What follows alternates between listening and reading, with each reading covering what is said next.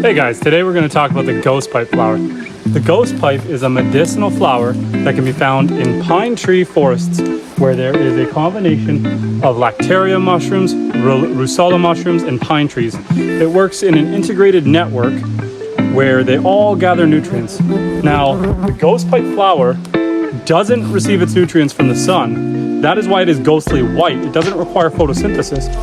Instead, it gets its nutrients from the mycelium layer. I have found some amazing ghost pipe flowers in this forest. 2 weeks ago I was here and I've got some footage from when I harvested about a dozen of these flowers. So I found about 30 or 40 clusters of these flowers in this forest. And I harvested 1 to 2 flowers from a few of the clusters. Ended up getting about a dozen in order to make what's called a ghost pipe tincture. This is a special type of medicine. Now, as you can see around me, this is the exact kind of forest I would expect to find them. I'm going to flip over to some footage of some lactaria and rusula mushrooms. Now, these guys are everywhere in here. Now, like I said, it's only been 2 weeks. It's only been 2 weeks since I found all those clusters. I came back here just to see what was what. And all that I can find left out here is some remnants. Now, these guys are the remnants of the ghost pipe. They've already pollinated, and this is the tail end of them. We have another couple right here. And just a little farther over here, we have some that have disintegrated. They have a very short window. Like I said, it was just 2 weeks ago I found clusters like this.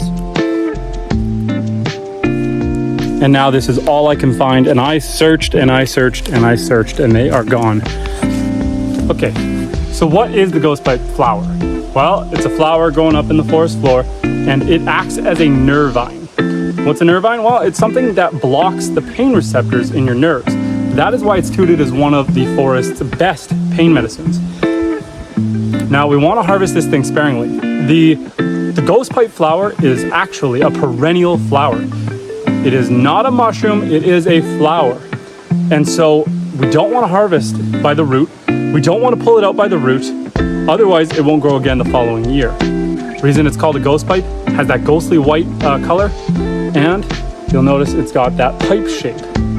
When the flower looks up to the sky, like these guys, we want to just leave it.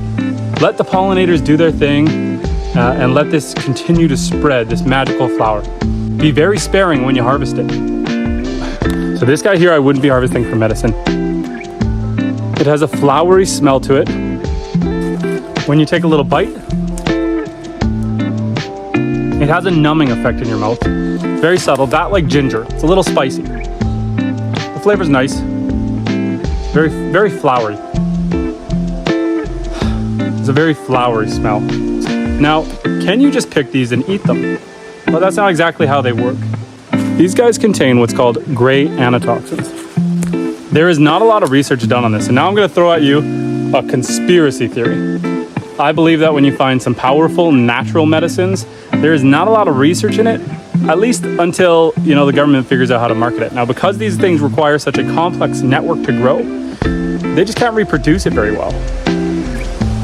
Because they can't reproduce it very well, I have a suspicion they don't want to do much homework on it either. They'd much rather prescribe you synthetic medicines than allow you to go out there and pick natural medicine. So 2 weeks ago, like I said, I picked a bunch of these and I have them in a tincture. Now here's how you're going to make a tincture. You're going to take your flowers and you're going to dice them into smaller pieces like this. Why are we dicing them? To increase the surface area that the alcohol can extract. What kind of alcohol? 70% alcohol content or better. I'm using alcohol, 94%. Where I live, they keep that locked up in the back. You got to ask special for that. They're not just going to hand that out to anyone. You got to look like a rugged bushman who's maybe making medicine with it. These truly do smell beautiful. I am just in love with the smell of these flowers. Now, there's very little research about these, and the little bit of research I said did say do not consume in large quantities because they do contain that gray antitoxin, and that could be harmful for you, even when you're using the medicines. So when we're making the medicine, we're going to let it sit for 4 to 6 weeks before we strain out the flowers and extract the medicine. You're going to notice within hours that it's going to go from clear and white to a purple, and over the next couple days to a midnight purple, a nice dark purple. We're gonna let that sit for 4 to 6 weeks until it's ready. Now these flowers can spring up anywhere from June through September, but they only surface for 1 week of the year. So they're hard to find. Like I said, this is 2 weeks later, I can find almost no signs of them. So there are a lot of anecdotal evidence as to this being a medicinal use. It's been used by the Aboriginal people for hundreds of years. And what does the internet say it does? Well, the internet says it's more of a grounding medicine. It won't make your pain just totally disappear, but it brings your consciousness to a spot where you don't care. It takes the pain so that it's not wearing you down anymore. They say if you're going to consume it, it can help with anxiety. It'll help ground you, bring you back to the real world. They say it can help soothe headaches and general aches and pains. But what does it really do? I'm about 2 weeks away from my tincture being ready.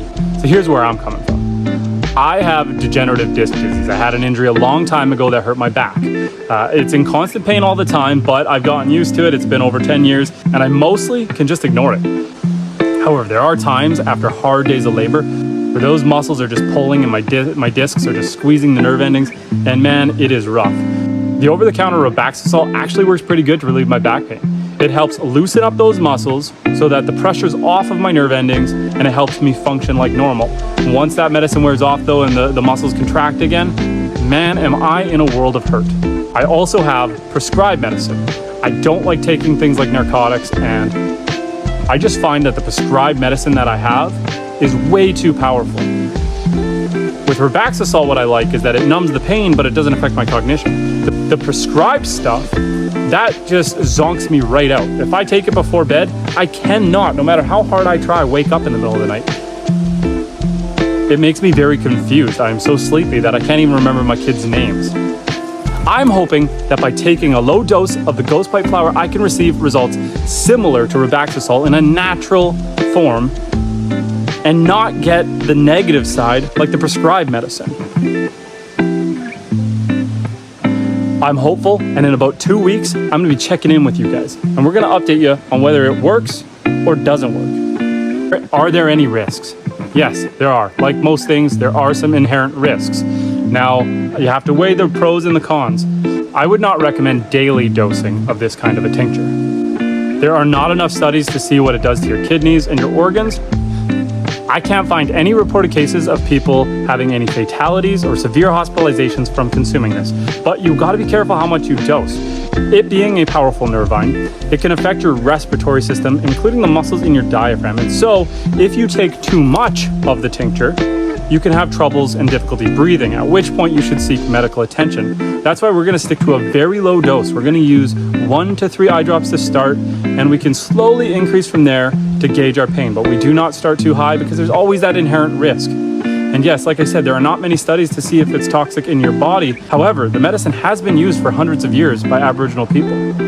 My plan is to consume in moderation and not daily dose it, only when needed.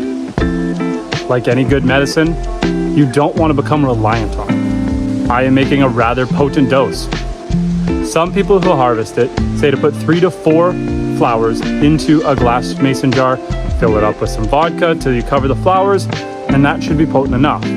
I'm going 2 steps farther. I'm making sure to dice it, and I used about 12 flowers in there. So we're going to stay very low on our drop dose. I look forward to seeing you guys in about 2 more weeks to see how this stuff turns out.